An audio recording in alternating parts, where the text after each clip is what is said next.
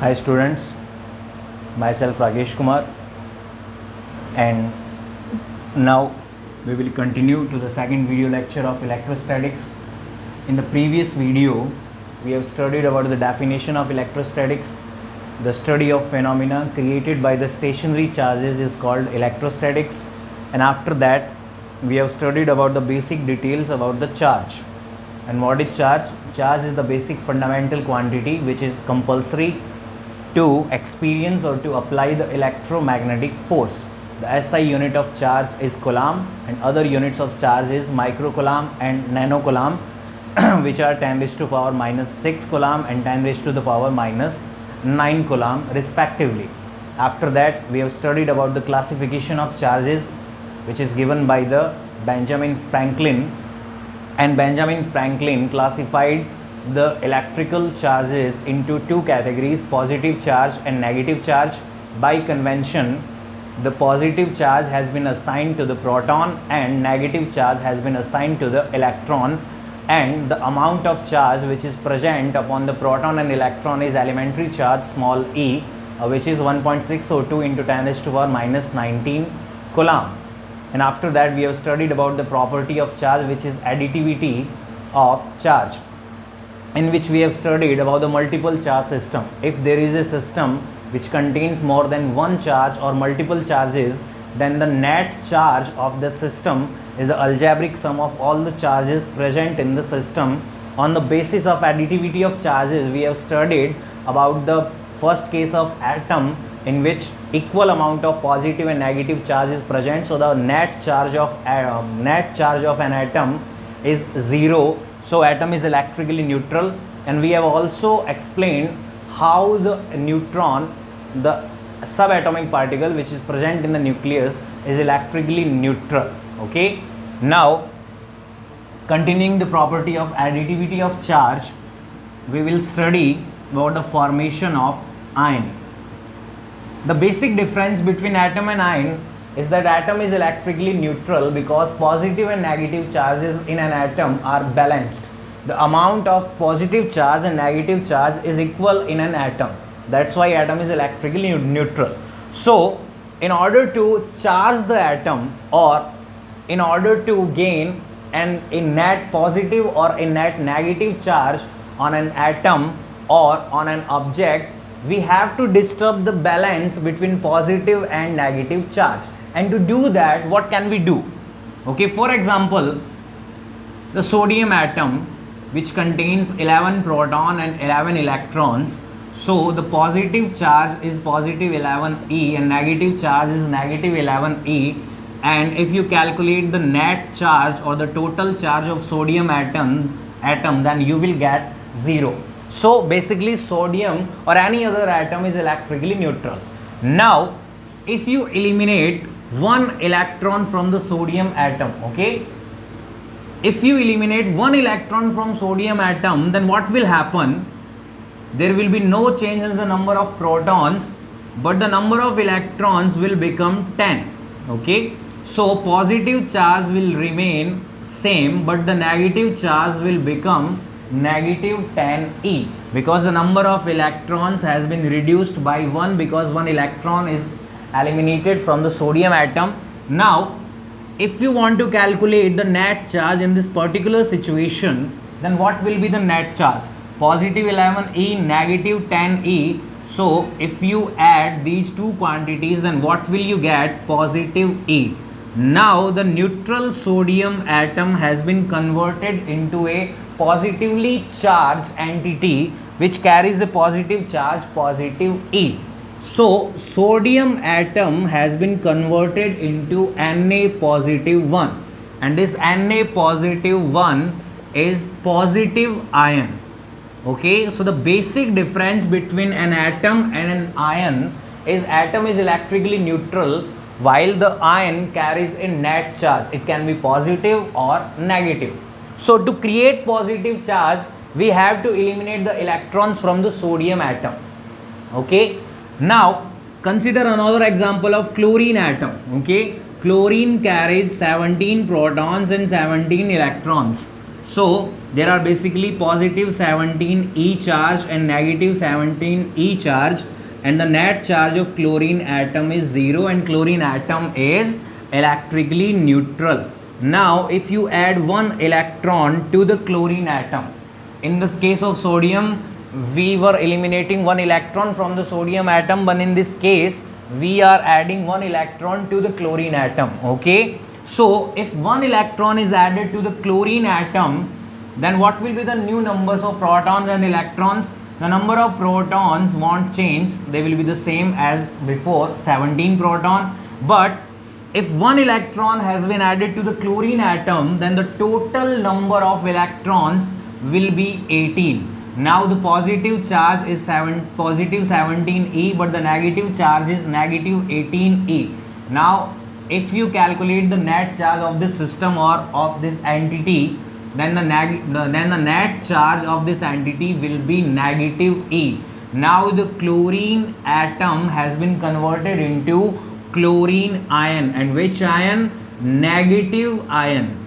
So atom is electrically neutral. Positive and negative charges are balanced in an electrically neutral atom. But when you disturb the balance between positive and negative charge by eliminating the electrons or by adding the electrons to the atom, then ion is formed. A positive ion is formed when an electron or more than one electrons are eliminated from an atom, and a negative ion is formed when one or more than one electrons are added to the atom. So the deficiency of electrons makes the positive ion, while the excess amount of negative charge forms the negative ion, which means deficiency of electrons creates positive ion, while the excess amount of electrons creates negative ion. Okay, now first question, why are we exchanging only the electrons? Since there are two charged particles in an atom, proton and electron, but in these two cases we are only exchanging the electrons. We have nothing to do with the protons. Why? Because proton exists in the nucleus. Okay, proton is a nucleon which exists in the nucleus of an atom, and in nucleus there is a nuclear force between proton and neutrons which combine them to form nucleus. And as you have studied in class 11, that nuclear force is the strongest force in nature. So proton is binded by the nuclear force or the strongest force in nature in the nucleus. And if you want to add or eliminate a proton or more than one protons from the nucleus, then it would require enormous amount of energy. Okay, and that enormous amount of energy can be delivered in practical level to gain charge. Okay, so elimination of proton or adding of proton is quite a enormous task. It is very difficult because proton is binded into the nucleus by the strongest force in nature, which is nuclear force. And if you want to eliminate proton or to add proton in a nucleus, you would require larger amount of energies. But in case of electron, the energy required to add or to eliminate from an atom or to the atom, the requirement of energy is much less than, or we can say that the amount of energy which is required to eliminate or to associate an electron to the atom is negligible as compared to the energy required to add or to eliminate a proton from the nucleus. That's why to charge an object, whether it is positively charged or negatively charged, all the exchange will happen of electrons. Electrons will be exchanged to gain a net charge. Okay, elimination of electron will create positive charge, while the addition of electrons will create negative charge. Okay, we have nothing to do with the protons because the addition or the elimination of proton would require much larger amount of energy, which is quite impossible at these levels. Okay, we cannot afford to apply, or we cannot afford to give the larger amounts of energy just to gain a net charge. Okay, so if a negligible amount of energy can give us a net charge of positive or negative charge by exchanging the electrons, then we will not get into the elimination or addition of proton. Okay, that's why to charge an object, the exchange of electrons occur. Okay, so this is the formation of positive and negative ions. In an electrically neutral atom or an electrically neutral matter, positive and negative charges are balanced, and if you want to create a net charge upon that matter or upon that atom, you have to disturb the balance between the positive and negative charge. And to disturb the balance between positive and negative charge, electrons are eliminated or electrons are added to the atom. Okay, now we will study about the representation of ion, how an ion is represented. Okay, so the general representation of ion is X positive negative N. What is X? X is the symbol of atom. For hydrogen it is H, for sodium it is Na, for chlorine it is Cl. So X is the symbol of atom. Positive and negative. Positive charge will appear when you eliminate electron from the atom. So elimination of electron or the deficiency of electrons causes positive charge. And what is negative charge? Addition of electrons or the excess amount of electrons in an atom creates negative charge. So positive signs represent that electrons are in deficient amount, while the negative sign indicates that the electrons are in excessive amount in that system. What is N? N is the number of electrons. N is the number of electrons which are being exchanged. If you exchange 1 electron, then N will be 1. If you have exchanged 2 electrons, then the N will be 2, and so on. So X is the symbol of atom. Positive sign indicates the deficiency of electron or the elimination of electron. Negative sign indicates the addition of electron or the excess amount of electron. Okay, N is the number of electrons which are being exchanged to create a net charge which is positive or can be negative. Okay, now here N is the number of electrons. For example, Cl negative 1. Cl is the symbol of chlorine. Negative sign indicates that electrons are in excessive amount, and 1 is the number of electron which is added, because negative sign indicates that electron is added. So Cl negative 1 means chlorine has been given a single electron to create a net charge of -E. Now normally what you will do, you will do that the valency of ion, that is -1, you will think that -1 is the charge of this ion, and if you have been asked about the what is the charge of chlorine -1, then you would normally see that the charge of chlorine 1 is -1 coulomb. No, -1 is not the charge of chlorine ion. Okay, 1 is the amount of electron which is being exchanged to create a net positive or negative charge. What will be the charge of an ion? The charge of an ion will be positive and negative sign, number of electrons that are being exchanged into charge of a single electron. The valency of ion does not indicate the amount of charge present on the ion. It merely indicates the number of electrons that are being exchanged to create a net positive or negative charge. Okay, so if you have been given an ion which is X positive negative N, and you have been asked what is the charge of this ion, then the charge of this ion will be positive and negative sign according to the given ion. N is the number of electrons which are being exchanged multiplied by the charge of a single electron, which is small e. Okay, so do not make a mistake by considering the valency of ion as the amount of charge. Okay, remember one thing, that charge of an ion is small n into multiplied by e. If electrons are in excess amount, then the sign will be negative, and if electrons are in deficient amount, then the sign will be positive. Okay, this is the indication of or the representation of an ion. Now moving to the second property of charge, and the second property of charge is quantization of charge. But first of all, we will study about the quantum and quanta. Okay, what is quantum and what is quanta?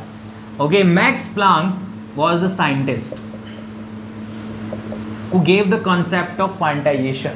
Okay, Max Planck originally gave the concept of quantization for the energy, and Max Planck said that energy is not in continuous form, but energy is radiated in black body radiation in a certain amount or in certain packets, and these packets of energy which contains a certain amount are called photon. And energy of photon you have studied in previous class, that energy of photon is h nu or hc upon lambda. So Max Planck was the scientist who gave the concept of quantization, and Max Planck gave the concept of quantization for energy which he was studying to the black body radiation. He said that energy is not in the continuous form, but energy is radiated or released in the form of a packets, and the packets contain certain amount of energy, and that certain amount of energy is called photon. This photon is also called quanta of energy. Okay, the basic minimum amount of any physical quantity is called quanta, and if any physical quantity follows the principle of quantum, then we can say that there is a certain minimum amount of that entity, and that certain minimum possible amount of that entity is called quanta. In case of energy, the quanta of energy is photon. Okay, so this was the basic concept of quantum and quanta. Now moving to the case of charge. So charge is a physical quantity which is quantized, which means charge has a basic minimum value, and that basic minimum value or the quanta of charge is small e, which is elementary charge, and the value of elementary charge is 1.602192 into 10 raised to power minus 19 coulomb. So if the question has been asked that what is the quanta of charge, the quanta of charge is the minimum possible value of charge that can be found on a free particle. Remember this thing, the quantization of charge is valid only if you are talking about the free particles. So what is the quantization of charge? The quantization of charge is that the charge of a free particle is integer multiple of elementary charge E, and E is what? E is the minimum possible amount of charge that can be found on a free particle. This elementary charge is equal to the amount of charge present upon the proton and electron. And what is the amount of charge which is present upon proton and electron? 1.602192 into 10 raised to power minus 19 coulomb. So quantization of charge principle is the charge of a free particle is integer multiple of E, which is the quanta of charge. This n is an integer which can be positive or negative, 1, 2, 3 and so on. So Q is equal to n times E is the quantization of charge. And what is this quantization of charge? That charge upon a free particle is integer multiple of elementary charge. N is an integer which can be positive, negative, 1, 2, 3 and so on to the infinity. So first of all, what is quantum? Quantum is the nature of physical quantities in which physical quantities are not in continuous form, but they have a certain basic minimum value. That certain basic minimum possible value of that physical quantity is known as quanta. In case of energy, the certain basic minimum possible value of energy is photon, which is the quanta of energy. And in case of charge, the certain basic minimum possible value of charge or the quanta of charge is elementary charge, small e, and the value of small e is 1.602192 into 10 raised to power minus 19 coulomb. Okay, now the quantization principle is only valid for the free particle. Now if you would consider the quantization of charge for every particle, then there would be certain exceptions. And what are those exceptions? Quark particles. We have studied in the formation of neutron that proton and neutron are made up of quark particles which are up quark and down quark. What is the charge of up quark? Plus 2 upon 3 e. Charge of down quark is minus 1 upon 3 e. if you consider quantization of charge for every particle, then quark particles would be the exception of that law, because quark particles contains fraction amount of elementary charge. They are not integer. You can see that the charge of a quark is 2/3 of elementary charge, and down quark has the charge of -1/3 of elementary charge. These are the fraction of elementary charge, not integer. So if you would consider the quantization of charge for every particle, then the principle would not exist, because quark particles would be the exception of that law. That's why we have called that the quantization of charge is only valid for the free particles, because quark particles do not exist in free state.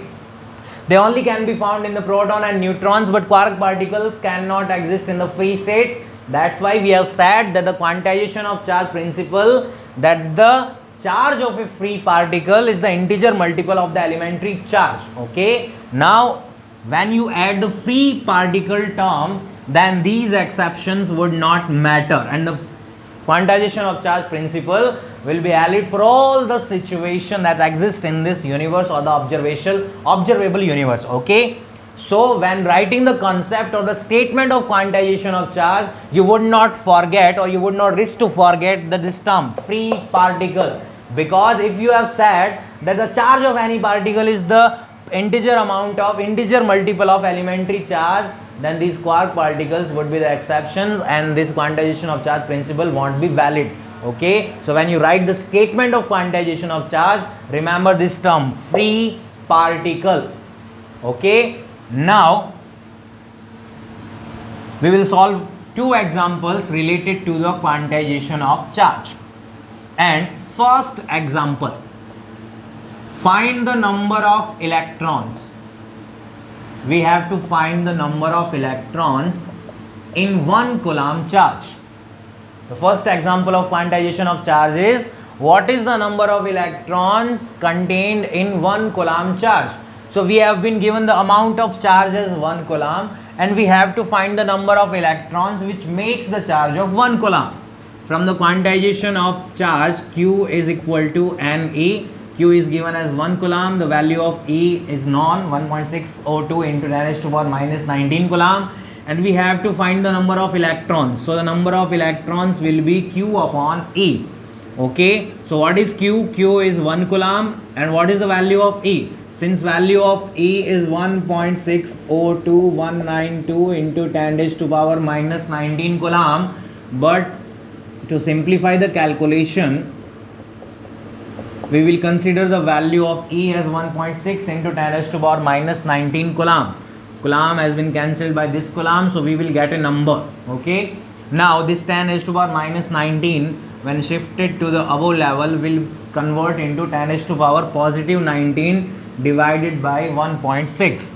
Now if you rearrange the 10⁻⁻19 as 10 into 10⁻⁸18 divided by 1.6, then we have to divide 10 by 1.6, and when you divide 10 by 1.6, it can be written as 100 divided by 16, and when you divide 100 by 16, you will get 6.25.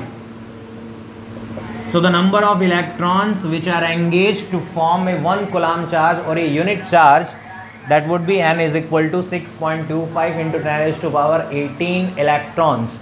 This enormous amount of electrons are engaged to form a unit charge, 1 coulomb charge. Okay, so we can see that 1 coulomb is a very large quantity of charge. That's why we have studied about the micro coulomb and the nano coulomb.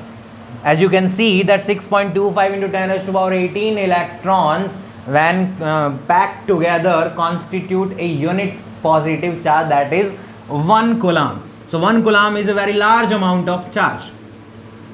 If you consider this value and if you see this value as a fraction, then you are quite wrong, because 6.25 into 10⁻18 can be written as 625 into 10⁻16.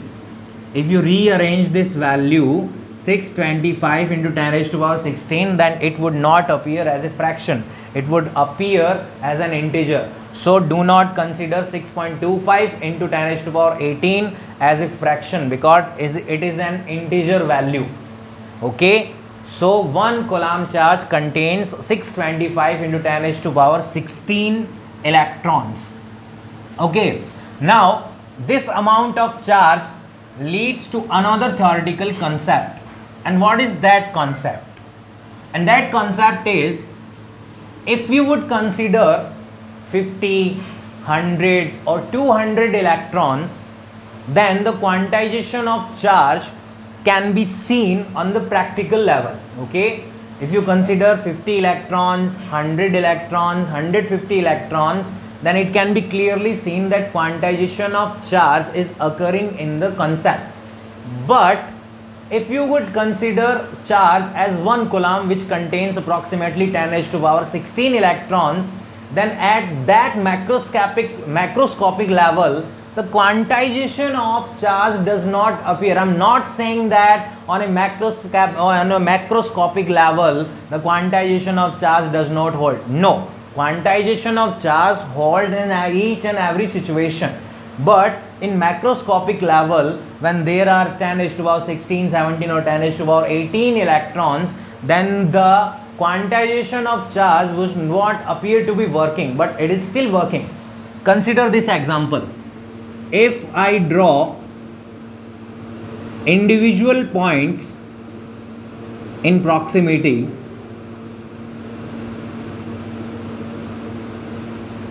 if I draw these individual dotted points in their proximity, then if you look from a distance, then it would appear as a continuous straight line. Okay, if these individual points which are close together are seen from a very distance, then these individual dotted points will appear as a straight line or a continuous straight line. But if you look closely, then it would appear that these are not in continuous form, but these are the individual points which are just put together in a very close proximity. This same happens for the charge. If you consider 50, 100 or 200 electrons, then there would be a clear representation of quantization of charge. It would not appear continuous. But if you are dealing with large amount of electrons, 10 raised to power 16, 17 or 18 electrons, then it would appear virtually as a continuous distribution of charge, just as this straight line when you look from a distance. Okay, so in microscopic level, the quantization of charge principle can be seen, but in macroscopic level or a very large scale, the quantization of charge can be ignored, because at a macroscopic level the charge would appear as a continuous entity. Okay, this is the example. Okay, so this is the quantization of charge, and the statement of quantization of charge is, for a free particle the charge is integer multiple of elementary charge small e. This n can be positive or negative as 1, 2, 3, 4 and infinity. Now consider another example of your textbook, and that example is, find the amount of positive and negative charge in 1 glass of water. So what is the question? Find the amount of positive and negative charge in 1 glass, which is roughly 250 gram of water. We have to find the amount of positive and negative charge in 1 glass of water, which is roughly 250 gram. So the mass of the water that has been given is 250 gram, and as you all know that the molecular weight or the molecular mass of H2O molecule is 18, and if you consider 1 mole of H2O, then the mass of 1 mole of H2O will be 18 gram. Now we have to calculate the number of moles, and what is the formula to calculate the number of moles? The given mass 250 gram divided by the mass of 1 mole, that is 18 gram. This will lead to the 150 divided by 9 mole. So 250 gram of water contains 125 divided by 9 mole. Now there are 6.02 into 10 raised to power 23 molecules in 1 mole of anything. Okay, that is Avogadro number. The number of atoms, ions or molecules in 1 mole is 6.02 into 10 raised to power 23. We have 125 divided by 9 moles. So total number of H2O molecules, and total number of H2O molecules will be 125 divided by 9 multiplied by the Avogadro number, that is 6.02 into 10 raised to power 23. Okay, so 125 divided by 6.02 into 10 raised to power 23 is the number of molecules of H2O that are present in 250 gram of water or in 1 glass of water. Okay, so given mass of water is 250 gram and the molecular and the mass of 1 mole of H2O is 18 gram. So the number of moles is 250 divided by 18, which is 125 by 9 mole. Since 1 mole contains the 6.02 into 10 raised to power 23 molecules, so the total number of molecules which are present in 1 glass of water is 125 divided by 9, which is the number of moles into the number of molecules present in 1 mole. So this is the number of molecules present in 1 glass of water. Okay, now consider the H2O molecule. This contains 2 hydrogen and 1 oxygen. 2 hydrogen contains 2 proton and 2 electrons, while 1 oxygen atom contains 8 proton and 8 electrons. So in combined form, a H2O molecule contains 10 proton and 10 electrons, which means there is positive 10 E charge and negative 10 E charge in each molecule of H2O. So the total positive charge in 1 molecule of H2O is positive 10 E, and the same amount of charge is present as negative charge in 1 molecule of H2O. So here are the number of molecules which are present in 1 glass of water, and this is the amount of positive and negative charge which is present in a single molecule, and we have to find the total amount of positive and negative charge. So total charge will be charge of a single molecule, which is 10 E, multiplied by the number of molecules present in 1 glass of water. So 10 value of E, 125 upon 9. So 10 raised to power 1, 10 raised to power 23, which is 10 raised to power 24 minus 19. So 10 raised to power 5. Here is 1.6, 125 upon 9 into 6.02. Okay. Now 1.6 multiplied by 6.02 leads to 9.6, or roughly we can say 9.7 into 125 by 9.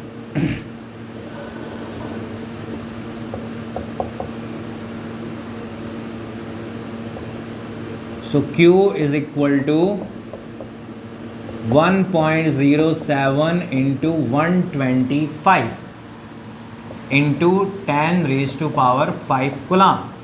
So this is the amount of charge which is present in 1 glass of water, which is roughly equal to the 250 gram.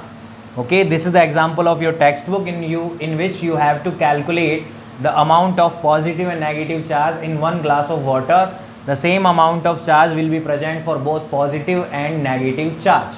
Okay, so this is the principle of quantization of charge. Now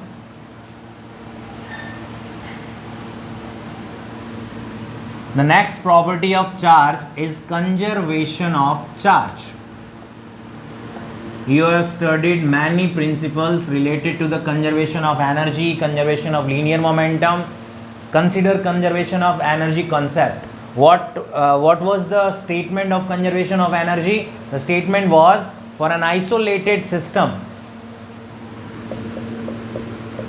What system?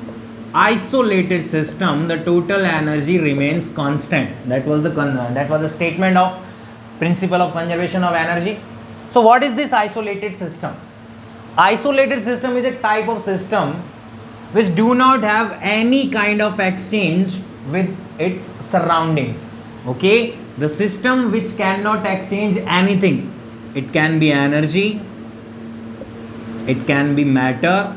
When there is no exchange of energy and matter to the surrounding of a system, then the system is called isolated system.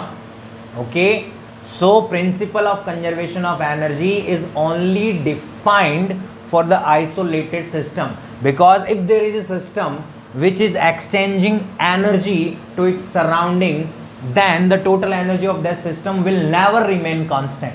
Okay, so the principle of conservation of energy is only valid if the system that is being considered is an isolated system. And what is that isolated system? The isolated system is that system which do not have any exchange of energy or matter with its surrounding. The same system goes for the conservation of charge. And what is the statement of conservation of charge? The net charge of an isolated system is always conserved, and by conserved we mean constant. So the total charge of an isolated system remains constant. That is the statement of conservation of charge. And remember the point that the conservation of charge principle is only valid if you are talking about the isolated system. Okay, this is not valid for any kind of system. This is only valid for the isolated system in which the system cannot exchange energy or matter with its surrounding. So the statement of conservation of charge is the net charge of an isolated system remains constant given the condition that the system is isolated. This is valid for any kind of chemical reaction, nuclear reaction, and any kind of phenomena which is taking place in an isolated system. Okay, first example that we are going to study for conservation of charge is pair production. And what is this pair production? When a gamma radiation, which is an electromagnetic radiation which has the highest amount of energy in electromagnetic spectrum, when gamma radiation is being converted into electron and positron. Positron is an antiparticle to the electron, which is similar to the electron but carries the opposite nature of charge. This is not proton, because proton carries mass, positron does not carry any mass. Positron is an antiparticle of electron which is similar to the electron but only have one difference. And what is that difference? That electron carries negative charge while the positron carries positive charge. So pair production is the creation of electron and positron from a gamma radiation. This reaction is called pair production. Okay, now for the gamma radiation, gamma is an electromagnetic wave and wave does not carry charge because wave does not have any mass. So gamma radiation does not carry any charge, so the charge of gamma radiation is 0. Now looking at the right hand side of this reaction, we have electron which is negatively charged, positron as positively charged. The charge of electron is negative E, the charge of positron is positive E, and if you calculate the net charge of this reaction to the right hand side, then this negative E and positive E when combined together forms a total charge of 0.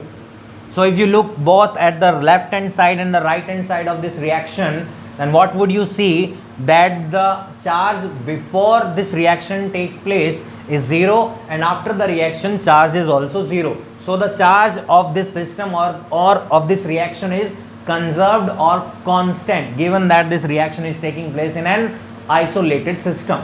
So this pair production reaction, which creates an electron and a positron by a gamma radiation, is a fair example of conservation of charge, because in this reaction the total amount of charge, which is 0, remains constant before the reaction, after the reaction. Okay, now second example of conservation of charge, which is just opposite of the pair production. In pair production, gamma radiation is being converted into electron and positron, but when electron and positron comes together, they create gamma radiation. Okay, they destroy each other and convert into energy. This electron carries negative charge, positron carries positive charge. Total charge or net charge of the system before the reaction is 0, and after the reaction, when gamma radiation is being formed, gamma radiation does not carry any charge, so total charge after the reaction is also 0. This reaction is called annihilation, or the process of destroying each other. When a particle and an antiparticle comes together, they destroy each other and convert into energy. Okay, so the process of destroying each other, a particle and an antiparticle comes together and destroy each other, then this reaction is called annihilation reaction, and this is the fair example of conservation of charge. Okay, so what is the statement of conservation of charge? The statement of conservation of charge is that the total charge of an isolated system remains constant. And what is isolated system? The system which does not exchange energy or matter or anything with its surrounding is called isolated system. And these are the two examples of conservation of charge. Okay, so these are the properties of charge. First property is additivity of charge, second property is quantization of charge, and third property is conservation of charge. In next video lecture, we are going to study the Coulomb's law, the basic fundamental law which gives about the direction and the magnitude of electric force or the electrostatic force that is applying or that is occurring between two charged particles. Okay, in next video we will study about the Coulomb's law in detail. Till then, stay home, stay safe, stay healthy. Goodbye.